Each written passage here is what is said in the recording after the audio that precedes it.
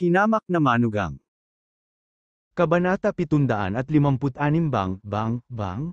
Hinawakan ni Alex Dixon ang ulo ni Logian at kinatok siya ng 4 o 5 beses na parang dinudurog ang isang walnut, puno ng dugo ang mukha ni Logian, bumubula ang kanyang bibig, at natanggal ang ilan sa kanyang mga ngipin. Maging ang sariling mukha ay napuno ng dugo. Ang pangitain ni Logian ay itim at ang kanyang mga tainga ay namumugto, nakaramdam siya ng isang alon ng takot, na para bang nakita niya ang karit ng Diyos ng ngunit kamatayan. Pinisil niya ang isang tunog, "Ikaw, ang lakas ng loob mong saktan ako." "Oh sige, pinaalala mo sa akin," hinayla ni Alex Dixon ang buhok niya at binigyan siya ng isang malakas na sampal. Agad na niluwa ni Logian ang isang subo ng dugo. Walang ekspresyon si Alex Dixon, hinawakan niya ng isang kamay ang buhok ni Logian at itinaas siya sa ere na parang manok. Ikinaway niya ang kanyang kanang kamay sa kaliwa at kanina at sinampal si Logian ng higit sa ilang beses sa isang hininga. Nagpapadala sinampal ang kanyang gwapong magandang mukha hanggang sa ito ay mamula at mamaga na parang steamed bun, nalaglag din ang mga ngipin sa kanyang bibig, at ang kanyang kamiseta ay kinulayan ng pula ng dugo. Ang kanyang mabangis na tingin na puno ng dugo ay natakot sa lahat ng miyembro ng pamilya Shu. "Anak," nakita ni Shu Chun ang kahabag-habag na kalagayan ng kanyang anak at agad na sumigaw at sumugod sa kanya. Napalingon si Alex Dixon sa gilid at bigla siyang sinipa sa dibdib. Bang! Agad na pinalipad si Shu Chun at natamba ang buong mesa. Nahati sa kalahati ang offering table at 12-dosenang tableta ang nabasag sa kanyang katawan. Puno ng dugo ang ulo ni Shu Chun at nawalan siya ng malay. Kinawe ni Alex Dixon ang kanyang kamay at inihagis sa gilid ang Logian na dala niya, marahan at malamig siyang ngumuso. Ang mga memorial tablet ng mga ninuno ng pamilya Shu, isang tumpok ng bulok na kahoy, "Babasag ko ito, ano ang maaari mong gawin sa akin?" Pagkatapos niyang magsalita, dagdag niya, "Tama, sinadya kong basagin ito ngayon para matingnan ito ng mga ninuno ng iyong Shu family. Anong uri ng mga basurang inapo ang ipinanganak ninyong lahat? Ikaw, baliw ka." Huminga ng malalim si Lolo Shu. Namula ang mukha niya sa galit, tinuro niya ang ilong ni Alex Dixon at sinimangutan, "Huwag mong isipin na ang pundasyon ng Shu family ay pangdekorasyon lang, hindi ako naniniwala na hindi kita mahawakan." Tumawag na ako ng mga tao, hindi sila makakatakas, agad na sabi ni Shu Qiming sa malalim na boses. Tinitigan niya si Alex Dixon na may mabangis na tingin sa mga mata. Si Shu Chun ay kapatid niya. Paano niya mapapayagan si Alex Dixon na kumilos ng masama sa Shu family? Nang magalit si Alex Dixon kanina, palihim siyang tumawag ng isang tao para turuan ng leksyon itong si Dixon. Nang marinig si Shu Qiming na humingi ng tulong, ang hinihingi ni Logian ay biglang naging masigla. Mahina niyang tinawag, "Tito, siya ba ang tinawag mo?" "Oo naman," tinitigan ni Shu Qiming si Alex Dixon na may maliit na ekspresyon. Ang batang ito ay naglakas loob na basagin ang mga memorial tablet ng mga ninuno ng Shu family, hindi niya ito mapapatawad. Nakahinga rin ng maluwag si Logian at tinitigan si Alex Dixon ng masama. Ang taong inimbitahan ng kanyang tiyuhin ay hindi isang ordinaryong tao, ito ang pinakamalaking organisasyon sa ilalim ng lupa, sa pamamagitan ng pag-asa sa kanilang reputasyon, higit sa bahagi ng mga tao sa organisasyon ang nakakulong. Ang boss ng underground na organisasyong ito, kasama ang ilang mga deputies, ay nagkaroon ng matibay na relasyon kay Shu Qiming, hindi magiging problema sa kanila ang pag-aalaga kay Alex Dixon. Isa pa, ang underground organization na ito ay may dalang ilang kaso ng pagpatay, lalo na ang amo. Noon, personal siyang nakipag-away sa ibang amo para sa teritoryo, siya ay baliw na tinadtad ang kabilang partido sa madugong mga piraso at natagpuan ang isang scapegoat. Matapos ang ilang taong pagkakakulong, muli siyang nakalabas. Napakabangis nito na maging ang mga amo sa mga kalapit na lugar ay natatakot sa kanya. Isang malamig na sulyap ang ginawa ni Alex Dixon sa grupong ito ng mga tao, kahit sino pa ang kanilang hinahanap, wala siyang salitang takot. Tumalikod siya at pinutol ang lubid na nakatali kay Albert Lewis, saka tumalikod para alalayan ang asawa. Nakagapos din si Helena sa lupa at nagmamadaling humingi ng tulong kay Alex Dixon. "Alex, dalian mo akong kalagan, at huwag mong patulan ang mga tao ng Shu family." Mabilis na humingi ng tawad sa Shu Old Master, kung hindi ay itataboy ka sa Shu family. Hindi siya pinansin ni Alex Dixon at pinayagan si Helena na lumuhad sa lupa. Lumingon siya at nagtanong. Miss, kumusta ang pakiramdam mo ngayon? Hindi na masakit ang tiyan ko. Napuno ng luha ang mga mata ni Jane Lewis habang umiiling. Kung hindi pa dumating ang kanyang asawa, siya at ang kanyang mga magulang ay ibinitin. Sa oras na yon, hindi alam ng bata kung ito ay maliligtas o hindi. Sa sobrang galit din ni Albert Lewis ay hindi niya pinansin ang asawa at pinaluhod si Helena. Nawala sa isip ang matandang babae na ito. Nabuli na ng pamilya Shu ang kanilang pamilya sa ganoong lawak, at nagpaplano pa sila na kunin ang ari-arian ng kanilang pamilya. Gayunpaman, ang utak ni Helena ay parang tubig, at talagang hiniling niya kay Alex Dixon na humingi ng tawad kay Shu Old Master. Nakita ni Helena na hindi siya pinansin ni Alex Dixon at galit na sumigaw, Alex Dixon, bilisan mong tanggalin ang tali sa akin, nabaliw ka na. Tinamaan mo talaga ang mga tao ng Shu family at nabasag pa ang mga memorial tablet ng ating Shu family. You have masyadong malayo, dadalhin kita para lumuhad at humingi ng tawad sa matandang master. Habang naririnig ni Alex Dixon, mas lalo siyang nainis. Binigyan lang niya ng likod si Helena at pinaluhod ito. Niyakap niya ang kanyang asawa, inilipat ang kanyang espiritong enerhiya, at kinuha ang kanyang pulso. Ito ay ayos, may fetus lang ang asawa niya at naapektuhan ang katawan nito. Maaari lamang siyang bumalik at magpahinga at magreseta ng 2 pang dosis ng gamot. Gayunpaman, kung hindi siya pumasok sa oras at ang kanyang asawa ay muling pinahirapan ng mga ito, ang fetus sa kanyang tiyan ay hindi na mailigtas. Sa sandaling ito, ang puso ni Alex Dixon ay napuno ng layunin ng pagpatay. Kailangan niyang tanggalin si Lu Jian. Sa sandaling ito, hinukay na ng ilang kamag-anak ng pamilya Shu ang walang malay na si Shu Chun mula sa tumpok ng bulok na kahoy mula sa mga tabletang ninuno at inilagay siya sa lupa. Tumingin si Lu Jian sa kanyang ina na puno ng dugo at sinabi sa pamamagitan ng pagngangalit ng mga ngipin, Alex Dixon, huwag kang maging mayabang, huwag mong isipin na dahil alam mo lang ang ilang malaking shot, magagawa mo ang lahat ng gusto mo sa Shu family. Hayaan mong sabihin ko sa iyo, ang kagalang-galang na panauhin na inimbitahan ko ay malapit nang dumating kahit na mayroon kang sapat na lakas ng loob. Hindi mo kayang saktan siya. Oh, ganun ba? Ngumiti si Alex Dixon at may sarkastiko na sinabi. Kung gayon, gusto kong makita kung anong uri ng tao ang inimbitahan mo. Sa sandaling ito, may ilang taong pumasok at natulala nang makita ang sitwasyon. Chief Lu, hindi pa ba ito ang tamang oras para pumunta tayo? Nang marinig ang boses na ito, agad na tumingala si Lu Jian at napabuntong hininga. Galit pa rin ang matandang master ni Shu, ngunit nang makita niya ang mga taong ito, natigilan siya, pati ang boses niya ay nanginginig sa excitement. Jiang, President Jiang, itinaas ni Alex Dixon ang kanyang ulo at nakita ang isang grupo ng mga tao na nakapalibot sa isang medyo may edad na lalaki. Ang nasa katanghaliang gulang na lalaki ay nakasuot ng suit at leather na sapatos, nagtataka siyang napatingin sa kwarto.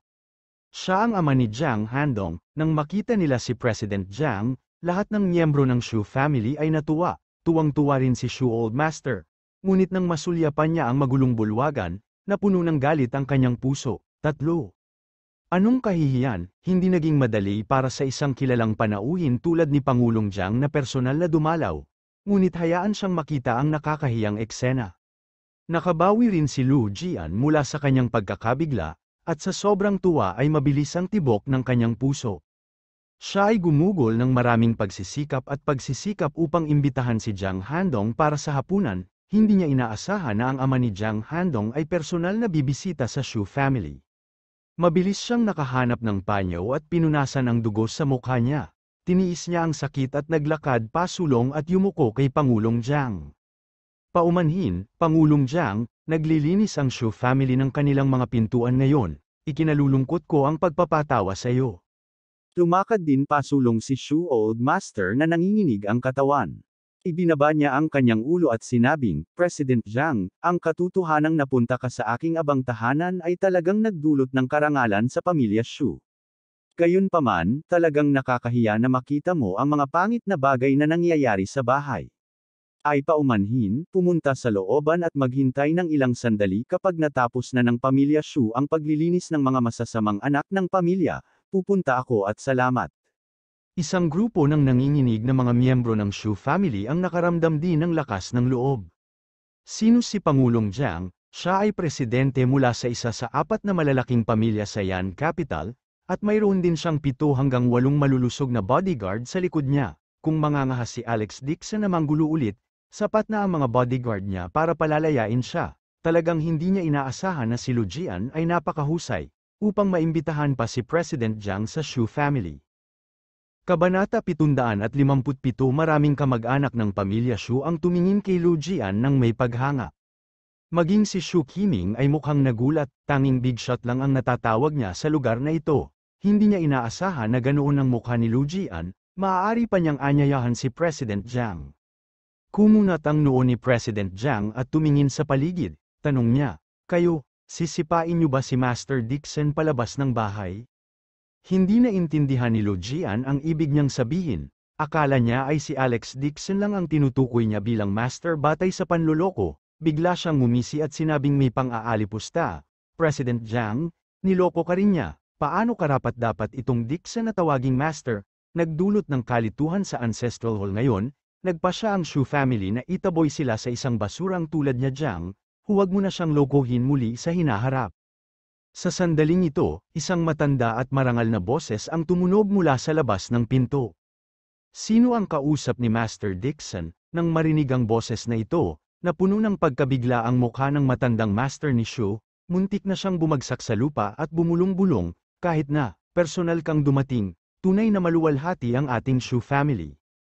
Lumingon si Alex Dixon at nakita ang isang matandang lalaki na nakatangsot, napapaligiran ng mahigit 100 ng bodyguard. Ay nalalayan siya ng isang magandang babae na nakatsyongsem, nanginginig siya habang naglalakad papasok. Nang makita nila ang matandang ito, lahat ng kamag-anak ng Shu family ay sumabog, lahat sila ay magalang na umatras sa gilid, hindi man lang naglakas loob na itaas ang kanilang mga ulo. Nagpanik din ang matandang master ni Shu, nagmamadali siyang yumuko at binati ang matanda. "Elder Jiang, bakit personal kang pumunta dito?" Maging si Lu Jian ay natigilan. Tinitigan niya ng diretso si Jiang Chen, at biglang, napuno ng ligaw ang puso niya. Maging ang matandang master mula sa Jiang family ay personal na pumunta sa Shu family. Hindi niya inaasahan na magiging ganito kaganda ang kanyang reputasyon. Lahat ng 3 henerasyon ng Jiang family ay dumating para bumisita sa Shu family. Puno ng galit ang mukha ni Elder Jiang, hindi niya pinansin ang pana ng matandang master ni Shu at ibinagsak ang sakle niya sa lupa habang sumisigaw. "Kung hindi ako personal na pumunta rito, hindi ko malalaman na magagalit si Mr. Dixon. Ang iyong Shu family ay parang pugad ng mga ahas at mice. Binubuli mo ba si Mr. Dixon dahil wala siyang maaasahan sa Yan Capital?" Nagulat ang matandang master ni Shu, sa paghusga sa tono ni Elder Jiang, talagang kinakampihan niya si Alex Dixon. Nagpanik din si Lu Jian, mabilis siyang humakbang pasulong at sinabing, "Elder Jiang, naloko ka rin ni Alex Dixon, hindi siya isang mahusay na master. Nagtanong na ako tungkol sa kanya, manloloko lang siya." Kalokohan ito, si Old Master Jiang ay may marahas na ugali, agad siyang umungal, "Si Master Dixon ang aking tagapagligtas. Ang sinumang hindi gumagalang kay Master Dixon ay magiging kalaban ng Jiang family."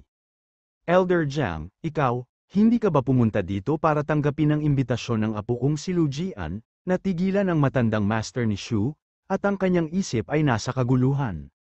"Lu Jian, ano ang bagay na yun? Hindi ko pa ito narinig noon pa." Lumakad pasulong si Pangulong Jiang na may malalim na boses at malamig na sinabi, "Hindi banggitin si Lu Jian, kahit ang iyong pamilya Shu ay wala sa paningin ng Jiang pamilya, wala." Sa sandaling ito, ang dilag na umaalalay kay Elder Jiang ay napag-alitan sa malamig na boses, "Ano ba ang Shu family? Ang isang maliit na pamilyang tulad nito ay karapat-dapat na anyayahan ng aking ama at lolo, kahit ang aking kapatid ay ayaw, sumama sa pamilya Shu ang lahat ay dahil kay Kuya Alex."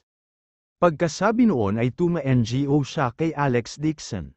Ang kagandahang ito ay si Jiang Shuila, nakatanggap siya ng tawag mula kay Jiang Handong na nagsasabing si Master Dixon ay pumunta sa Shu family sa Yan Capital. Si Jiang Shuila ay naging balisa sa lugar. Hindi niya akalain na ang isang maliit na pamilya tulad ng Shu family ay talagang magiging pamilya ng biyenan ni Master Dixon. Tinanggihan pa niya ang ilang imbitasyon mula sa pamilya Shu, at hindi man lang kumain.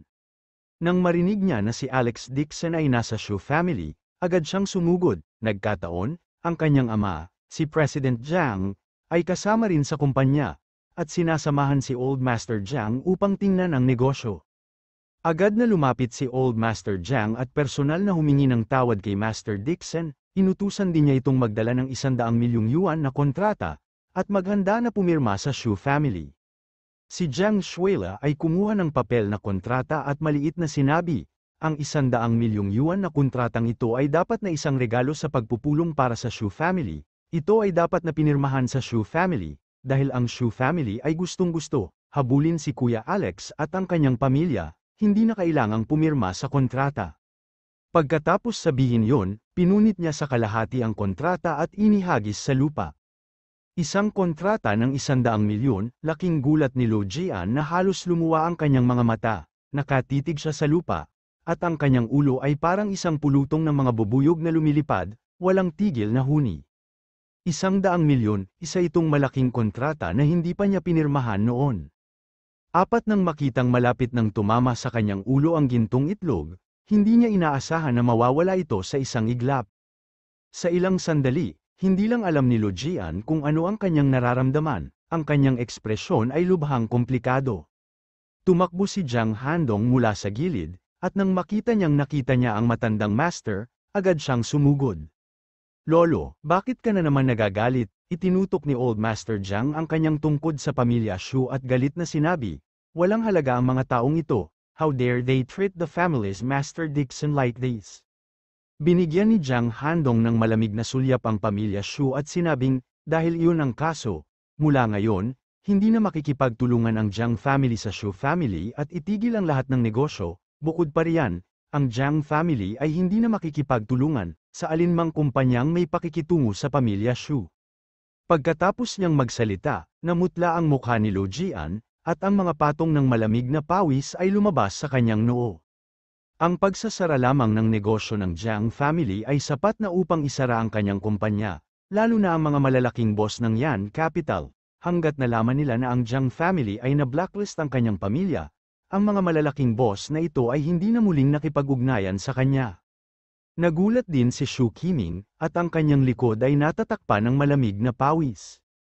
Hindi lang ang kumpanya ni Lo Jian, pati ang kumpanya niya ay naapektuhan. Ang mga nakapaligid na miyembro ng Shu family ay nagsimulang maging hindi mapakali, nagbubulungan sa isa't isa. Napagtanto ng lahat ang kabigatan ng bagay, walang nag-akala na si Alex Dixon ay magkakaroon ng ganoon kalalim na koneksyon sa Jiang family. Natarante rin si Albert Lewis, hindi niya inaasahan na ang kanyang manugang ay magiging tagapagligtas ni Old Master Jiang. Mabilis niyang tanong sa mahinang boses, Alex, totoo ba ang sinabi nila?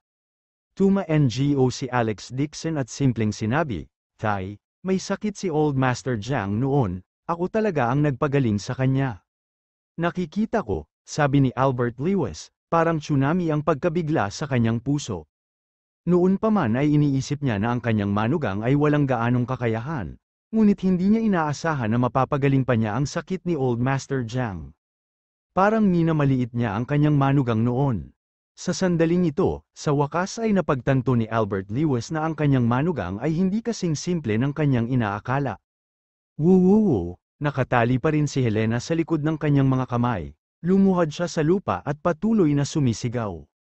Nabawi ni Lo Jian ang kanyang sentido at agad na humakbang pasulong, kinalaygan niya ang tali ng abaka na nagtali kay Helena at magalang na sinabi, Tita Chun, ngayon lang po nagkamali ang lahat. Ikinalulungkot ko talaga na hinayaan kong magdusa ang pamilya mo. Ngayong gabi, magdaraos ako ng handaan sa seafood restaurant para pakalmayin ka, at humingi ng tawad. Pinagpag ni Helena ang masakit na braso at pinandilitan si Alex Dixon. Ang basurang ito ay hindi siya pinakawalan ngayon at naging dahilan upang lumuhad siya sa lupa ng kalahating oras, namamanhid ang kanyang mga binti. Maraming kamag-anak ng pamilya Shu ang bumalik din sa kanilang katinoan at pinalibutan si Helena, paulit-ulit silang nagsasabi ng magagandang bagay sa kanya at nambobola siya. Napapaligiran si Helena ng kanyang mga kamag-anak, ito ang unang pagkakataon na nakatanggap siya ng ganoong grabeng pagtrato, agad siyang nakaramdam ng pagka-flatter. Kabanata 758 noong nakaraan, siya ay minamaliit ng lahat sa Shu family, wala siyang status. Maging si Old Master Shu ay ibinaba ang kanyang pride at tuma NGO sa kanya.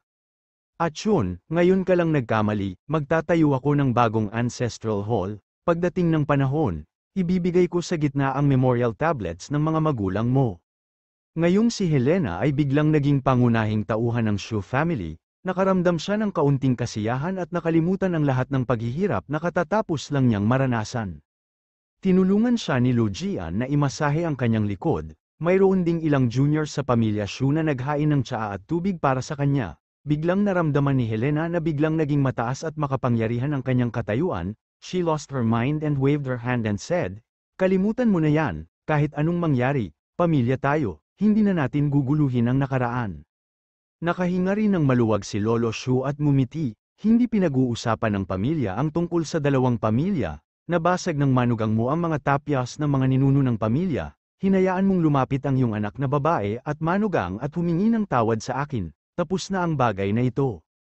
Napapaligiran si Helena ng mga tao, agad niyang gustong pag-usapan si Alex Dixon, ngunit nang makita niyang naroroon ang pamilya Jiang, pinalambot niya ang kanyang tono at mariing sinabi, "Alex Dixon, dali-dali kang lumapit at humingi ng tawad kay Shu Old Master. Shu family, you think you deserve my apology?" Hindi nagpakita ng awa si Alex Dixon, isang pangungusap lang ang isinagot niya. "Ikaw, anong ugali mo?" Napatalon si Helena sa galit, kung hindi lang naroroon ang pamilya Jiang, nasampal niya ang mukha ni Alex Dixon. Sumagot din si Jane Lewis, "Ma, nakalimutan mo ba ang ginawa nila sa atin ngayon? Hindi hihingi ng tawad si Alex, at ako rin." "Ano bang nangyayari sa inyo?" Galit na sigaw ni Helena, "Lolo mo yan, lahat ng nandito ay tiyuhin mo. How can you hold a grudge for such a small matter?" Bakas sa mukha ni Albert Lewis ang pagkabigo, bamantong hininga siya kay Helena at sinabing, "Sa tingin ko ay matanda ka na at magulo ang ulo, talagang hindi mo masasabi ang mabuti sa masama." Nagkunwaring ngumiti si Shu Qiming at sinabing, "Pamilya kaming lahat, Old Master, huwag mo nang pakialaman ang mga juniors, sa tingin ko tapos na ang bagay na ito." Alam niya na ang reputasyon ng Shu family ay isang maliit na bagay, at hindi niya kayang masaktan ang Jiang family. Alam din ng matandang master ni Shu ang tungkol sa paghingi ng tawad, hindi niya akalain na si Alex Dixon ang magiging tagapagligtas ni Elder Jiang. Anong swerte meron ang batang ito, hindi niya kayang magkaroon ng masamang relasyon kay Alex Dixon ngayon. Agad na hiniram ng matandang master ni Shu ang tulong ng asno at sinabing, "Kalimutan mo na ito. Hindi ako makikipagtalo sa nakababatang henerasyon. Bumalik na tayo sa ating mga silid, kakausapin ko si Elder Jiang saglit." Nang matapos siyang magsalita ay malamig na nagsalita si Alex Dixon, "I'm sorry, aayusin ko ang paggamit nito. Hindi ko patatawarin ang sinumang umatake sa asawa ko ngayon lang, hindi ko hahayaang mawala ang Shu family mo ng ganun-ganun lang." "Ikaw, ano pa bang gusto mo?" Hindi na nakatiis si Shu Old Master. Wala siyang choice kundi ang kumagit ng bala at galit na magsabi, "Kalimutan mo na ito, matandang master." Mabilis na sinubukang pigilan siya ni Lu Jian. Sa ngayon, gusto lang niyang pakalmeyan ang problema at ibalik si Alex Dixon sa Shu family. Tumawag din si Helena, "Alex Dixon, ano pa ba ang gusto mo? Gusto mo bang humingi ng tawad sa iyo si Old Master? Masyado kang unreasonable." "Helena, tumahimik ka. Kung hindi mo pinoprotektahan ang pamilya Shu, hindi sana maghahirap ng ganito ang asawa ko. Kung magsasalita ka pa, agad kang sumigaw pabalik kay Jinling."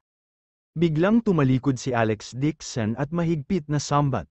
Natigilan sandali si Helena at namula agad ang mukha. Sa sobrang galit niya ay napatalon siya at pinagalitan, "Alex Dixon, tigas na ng pakpak mo. How dare you scold me in front of so many people? I am still your mother." Malamig na bumuntong hininga si Jane Lewis, "Mom, you better shut up." "Helena, hindi mo na kailangang magsalita dito." Si Albert Lewis, noon pa man ay tapat, ay hindi na nakatiis at sumigaw sa malalim na boses, "Tama si Alex, talagang hindi mo alam kung ano ang makakabuti para sa iyo."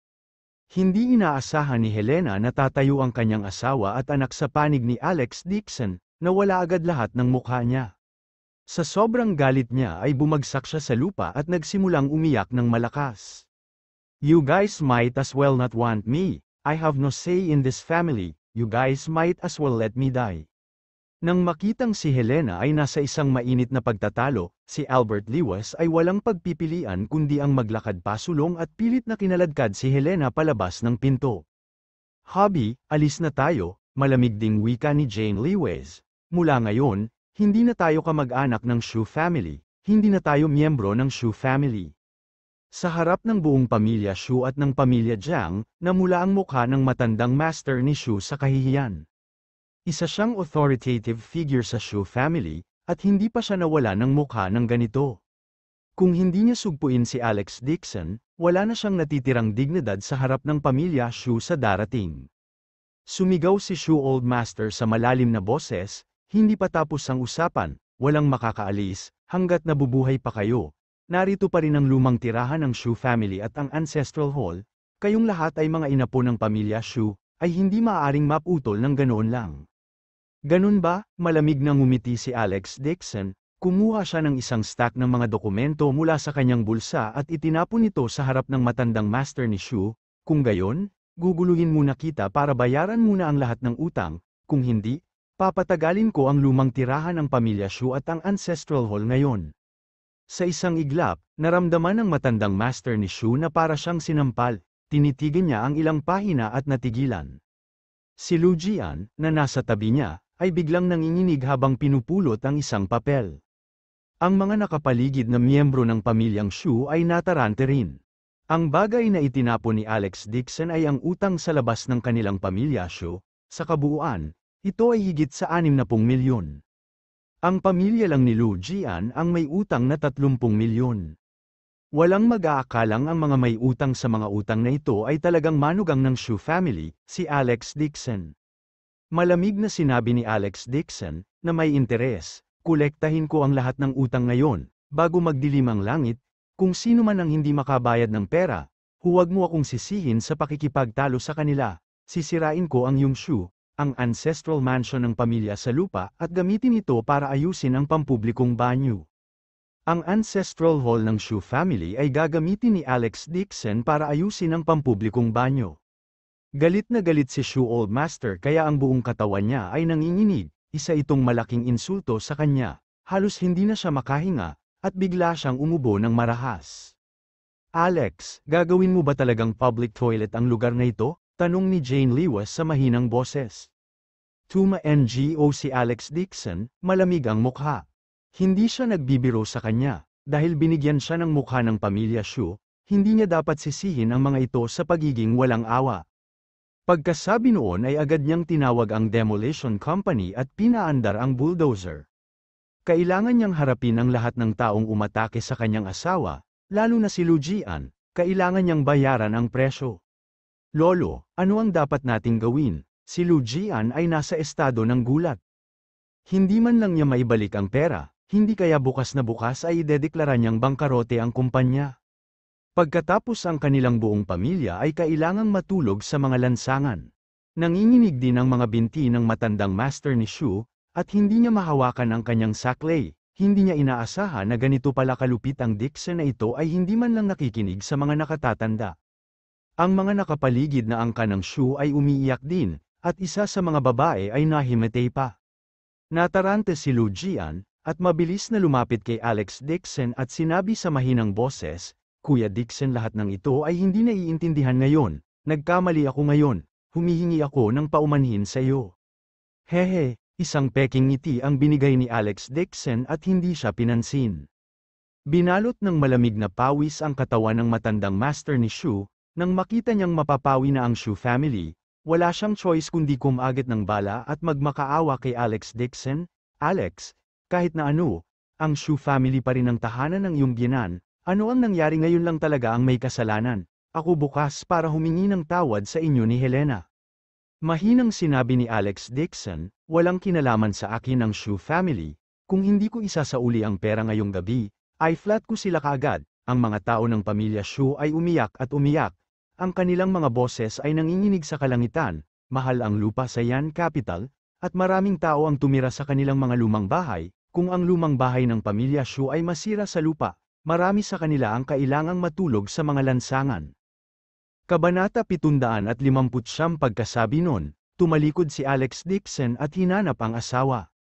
Kuya Dixon, teka, natarante si Lu Jian, kinindatan niya si Shu Qiming at tumakbo para lumuhad sa harap ni Alex Dixon, sabi niya na may malungkot na mukha. Kuya Dixon, Qingyan, may nagawa akong mali ngayon lang, patawarin mo ako. Nagtago si Shu Qiming sa gilid at palihim na tumawag ng isang tao para tumulong. Tumaas ang kilay ni Alex Dixon at sinabing, muntik ko nang makalimutan na sinipa mo lang pala ang asawa ko sa tiyan, paano ba naman ito? Kung alin pa ang sinipa mo, babaliin ko ang binti mo, mabali ang natitirang braso at paa mo. Plop, walang pagpipilian ang matandang master ni Shu kundi ang humakbang pasulong at dahan-daang lumuhad. Para sa kaligtasan ng pamilya Shu, handa niyang isakripisyo ang kanyang lumang mukha. Alex Dixon, patawarin mo sana ang nangyari sa Shu family ngayon. Mula ngayon, ilalagay ko ang Ancestral Memorial Tablet ni Jane sa gitna at espesyal na ilalagay ang Ancestral Hall. Napasigaw ang mga tao sa pamilya Shu sa gulat, kasama si Lu Jian. Walang inaasahan na ang pinakamakapangyarihang tao ng pamilya Shu, ang matandang master ni Shu, ay talagang luluhod sa harap ni Alex Dixon. Huli na, si Alex Dixon ay prangka at palabasa nito ng dalawang salita, si Lu Jian ay dapat na baldado, ang pamilya ni Shu Chun ay dapat na bangkarota. Lubos na nataranta ang matandang master ni Shu, galit at galit siya at the same time. Tuluyan niyang ibinaba ang mukha at lumuhad kay Alex Dixon, ang batang ito ay talagang naglalagay sa ere, hindi ba't sinipa lang niya ang tiyan ng asawa, ang ganitong uri ng maliit na bagay. Gusto talaga ng batang ito na pilayin si Lu Jian.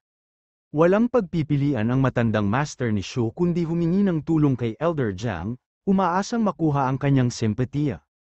Elder Jiang, si Alex ay manugang ng Shu family, ngayon lang kasi nagkaroon ng hindi pagkakaunawaan.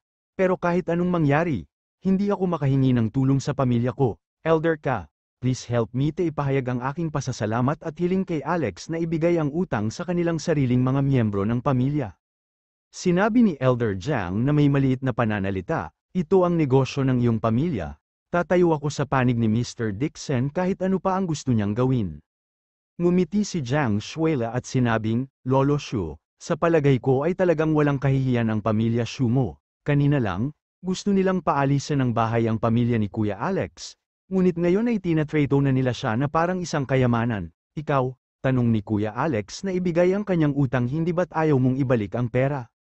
Ang kanyang mga salita ay parang isang string ng mga paputok, na pinunit ang mukha ng matandang master ni Shu. Ang matandang master ni Shu ay talagang pinagsasabihan ng isang junior, na naging sanhi ng pagkawala ng buong mukha niya sa lugar, at halos himatay siya sa galit.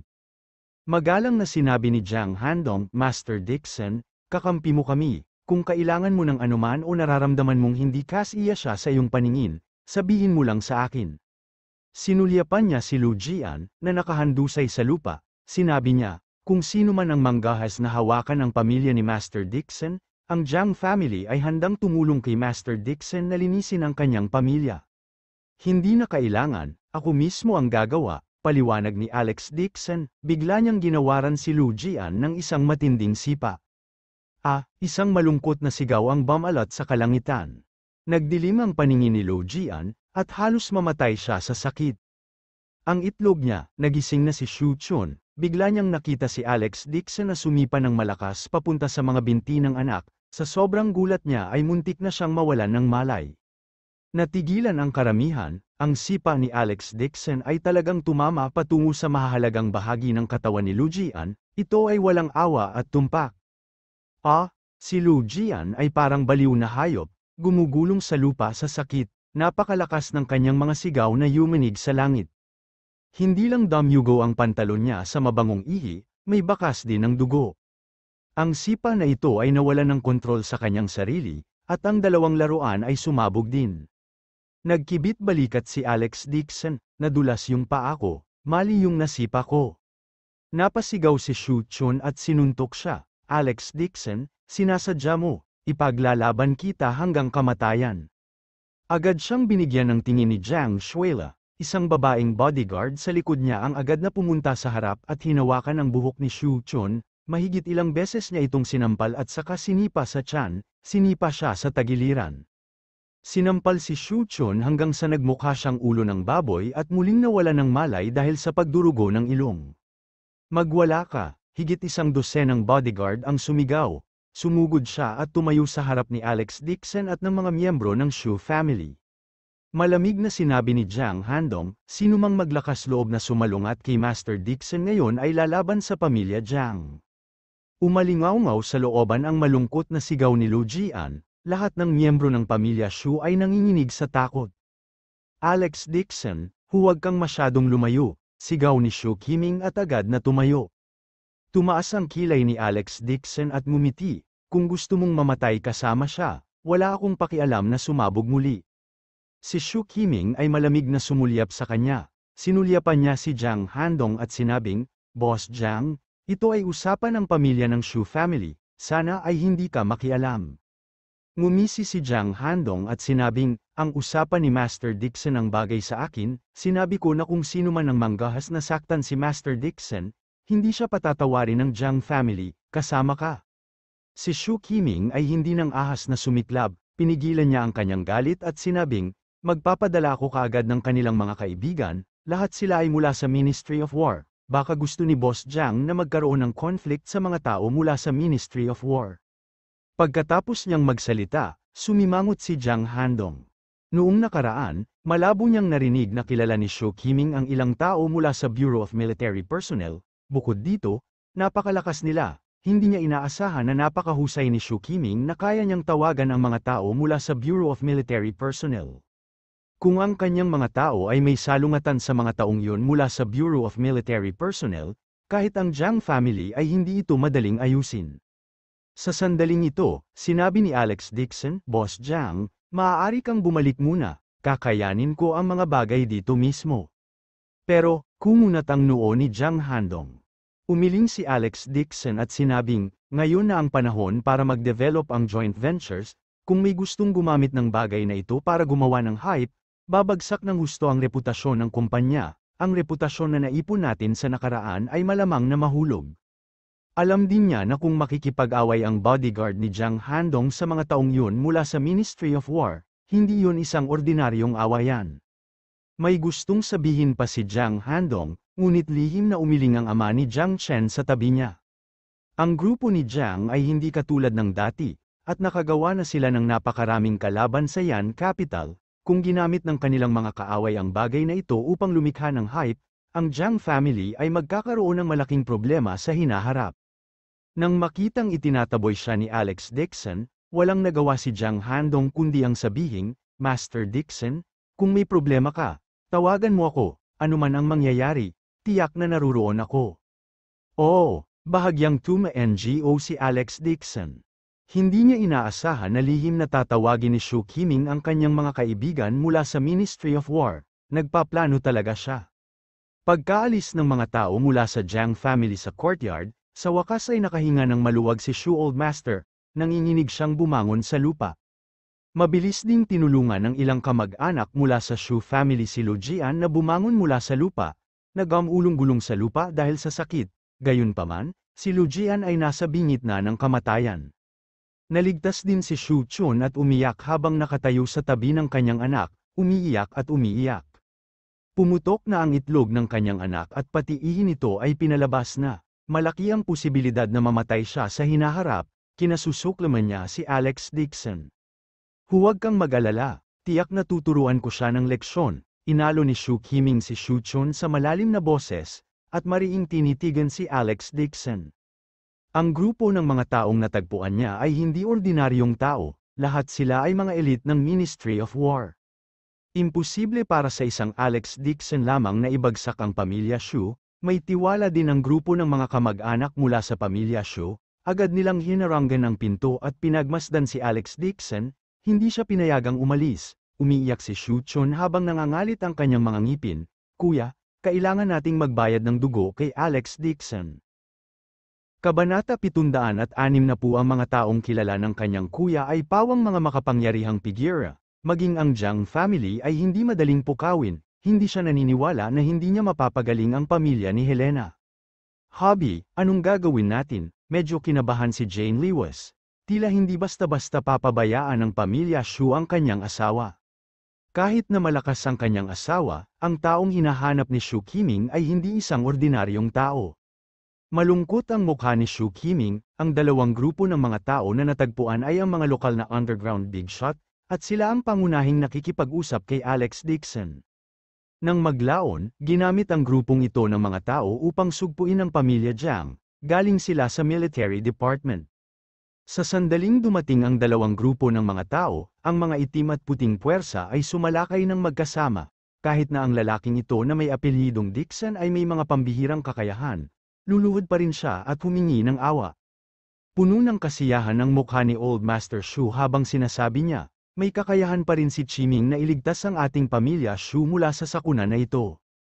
Isang grupo ng mga kamag-anak mula sa pamilya Shu ang agad na nagsimulang purihin si Shu Qiming.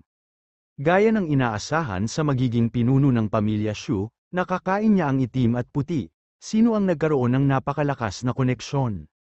Sa sandaling ito, biglang dumating ang kaguluhan mula sa labas ng pinto. Nagbago ang ekspresyon ni Jane Lewis, at kinakabahan niyang hinawakan ang braso ni Alex Dixon. Kaagad pagkatapos, hinayla din ni Albert Lewis si Helena at tumakbo papasok mula sa labas ng pinto sa takot, sumisigaw habang tumatakbo sila. Ang daming tao sa labas, lahat sila may hawak na stick, anong nangyari? Mabilis na umakyat si Jane Lewis para salubungin sila. Tay, anong meron? Gulo-gulo ang buhok ni Helena at nagpanik habang hinihila niya si Jane Lewis at sumigaw. Ibabalik na sana ako ng papa mo sa villa pero bago pa siya makaalis ay may dumating na ilang van mula sa labas, mahigit 20 malalakas, na lalaki ang tumalon palabas ng van at sumigaw na lumaban at pumatay, na tinatakot ako hanggang sa mamatay. Bumilis ang tibok ng puso ni Jane Lewis at mabilis siyang lumingon kay Alex Dixon. Dapat ay ang alipors na si Shu Qiming ang tumawag. Sa oras na ito, isang ngiti ang lumitaw sa mukha ni Shu Qiming, mapanuksong sinabi niya kay Alex Dixon, masyado ka pa ring walang karanasan para labanan ako. Sa sandaling nawala ang kanyang boses, itinulak ang pinto, at isang malaking grupo ng mga tao ang pumasok. Sa gitna ng grupo ng matipunong lalaki ay isang matipunong lalaki na may mabangis na mukha. Ang mga mata ni Shu Qiming ay puno ng pagmamalaki habang nakatitig kay Alex Dixon, pagkatapos, tuwang-tuwa siyang naglakad palapit kay Alex Dixon, Old Hey, sa wakas nandito ka na. Maitim ang balat ng matipunong lalaki, at mabangis ang mukha nito, tuma-NGO siya kay Shu Qiming at pagkatapos ay nagtanong, Director Shu? Sino sa mundo ang may lakas ng loob na pumunta sa mansyon ng iyong ninuno at gumawa ng gulo? Habang nagsasalita siya, tumingin siya kay Helena at sa iba pa na may masamang hangarin at sinabi, ang lupaing ito ay nasa ilalim ng aking proteksyon, kami ni Director Shu ay sinumpaang magkapatid, kung sino man ang gustong magpalungkot kay Director Shu, mag-ingat, naputulin ko ang kanyang kamay. Sa pagharap sa isang grupo ng mabangis na mukhang malalaking lalaki, sa sobrang takot ni Helena ay muntik na siyang bumagsak sa lupa, desperado niyang hinayla si Albert Lewis. Ano ang dapat nating gawin? Kasalanan ng basura ang lahat, sinabi ko sa kanya na humingi ng tawad sa matandang master, pinilit niyang huwag humingi ng tawad, ngayon, ang aming pamilya ay hindi mapayapa. Si Shu Qiming at ang matipunong lalaki ay nakipagkamay at nanambalik sa kanilang pagmamataas. Napatingin sila kay Alex Dixon at sinabing, ang mga taong ito ang some-heir sa ancestral hall ng Shu family at nasugatan ng ating mga tao, wala silang kinalaman sa Shu family, you guys can do whatever you want. Brat, pagod ka na bang mabuhay? Tinitimbang ni Old Black ang kanyang mga pagpipilian at nagtanong, ngumisi ang baseball bat sa kamay niya. Hindi ko alam na teritoryo ito ng Nine Society natin, how dare you injure my brother in our territory? Galing ka sa Nine Society? Kumunat ang noo ni Alex Dixon. Bakit parang pamilyar ang pangalan nito? Itinuro ni Shu Qiming ang kanyang daliri, Old Black, ipauubaya ko na sa iyo ang iba sa kanila. Maaari mo silang talunin o pilayin ayon sa gusto mo. Basta't huwag mo silang papatayin. Mauna ka na. Tatawagan ko si Director Lee ng Ministry of War at sabihin sa kanya huwag magpadala ng sinuman. Dahil napakaraming tao ang dinala ni Bro Hey at napigilan si Alex Dixon at ang iba pa, hindi na niya kailangang tawagan si Director Lee ng Ministry of War, papatayin niya ang manok gamit ang kutsilyo ng butcher. Kinabahan si Jane Lewis nang makaharap ang isang grupo ng matipunong lalaki na nakatingin sa kanya nang may pag-iimbot, may hawak pa silang mga stick at club sa kanilang mga kamay. Sa sandaling ito, biglang napaluhod si Helena at umiyak kay Shu. Old Master, I was wrong, please let us go. Kung tungkol kay Alex Dixon na yun, lahat ng yun ay ideya niya, siya ang nanakit sa atin, ikaw na lang ang humarap sa kanya bukas, hahayaan kong hiwalayan siya ng anak ko. Ang matandang master ni Shu ay nagngangalit pa rin sa galit, nagpakawala siya ng mabigat na humph at sumigaw, lahat kayo ay hindi miyembro ng Shu family, bugbugin ninyo siya. Isang grupo ng mga malalakas na lalaki na may dalang makintab na talam ang nakapalibot sa apat na lalaki mula sa Lewis family. Sa sandaling ito, hinayla ni Alex Dixon si Jane Lewis sa likod niya at bahagyang tumingin sa kanila. Inihagis na ni Old Black ang kutsilyo, nang makita niya si Alex Dixon na lumabas mula sa likuran at itinaas ang kutsilyo sa ere, natigilan siya. Tinitigin niya ang mukha ni Alex Dixon na parang nakakita ng multo. Clang, ang sable sa lumang itim na kamay ay dumulas sa kanyang kamay at bumagsak sa lupa, halos tumama sa kanyang mga paa. Nanlaki ang mga mata niya at humihingal habang nakatitig kay Alex Dixon at bumulong, Alex Dixon, Kuya, ikaw, bakit ka nandito? Kuya, si Shu Himing, natatawag na sana, ay lumingon sa gulat na tumingin kay Alex Dixon. Sa sandaling ito, nakita din ng iba pang malalakas na lalaki ang hitsura ni Alex Dixon at natigilan sila. Clang, kasabay ng tunog ng metal na tumatama sa lupa, ang mga talam sa kamay ng maraming malalakas na lalaki ay talagang lahat ay nahulog sa lupa. Puno ng takot ang mukha ng matandang itim habang nanginginig ang boses na sinabi niya, Kuya, patawarin mo ako, hindi kita nakitang nakatayo sa likod ng mga tao ngayon, kung hindi, kahit na mayroon akong 100 lakas ng loob. Hindi ako mangangahas, na dumating at gumawa ng gulo para sa iyo. Natigilan si Shu Himing, tumingin ito sa kanya na parang hindi niya kilala. Ang grupo ng mga kamag-anak ng Shu family na naghihintay na manood ng isang magandang palabas ay nagpahayag din ng ekspresyon na tila sila ay tinamaan ng kidlat. Ano ang nangyayari? Ang underground big boss ng rehiyong ito, ang Old Black, ay talagang tinawag si Alex Dixon na Big Brother. Nagulat din si Jane Lewis at mabilis na tinanong si Alex Dixon, Hobby, kilala mo siya? I don't know him, umiling din si Alex Dixon sa pagdududa, wala man lang siyang impression kay Bro Hay. Sa pagkakataong ito, nasasagasaan na ni Bro Hay, yumuko muna siya sa harap ni Alex Dixon, saka yumuko at ngumiti ng paumanhin, Kuya, tama lang na hindi na ako maalala ng isang big shot na tulad mo. Kumalat na sa buong Nine Society ang balitang ipinakita mo ang iyong kalakasan at pagpaparusa sa lalaking may balat. Pinaikit ni Alex Dixon ang kanyang mga mata, sa wakas ay naalala niya ang usapan ng Nine Gathering. Noong araw na yon nang pauwiin niya si Su Ching-cheng, nag-iwan siya ng strand ng spiritual sense sa katawan nito. Nang malaman niya na siya ay ginugulo ng isang grupo ng mga hoodlums, agad siyang pumunta para alagaan siya. Ayon sa amo ng gang na si Cheng Pei, mula sila sa Nine Society. Agad siyang at tuma-NGO at sinabing, kayo pala, bakit buhay pa si Ching Pai? Sa kalupitan ni Su Ching-cheng, hindi inaasahan na may lalabas niya ang green skin.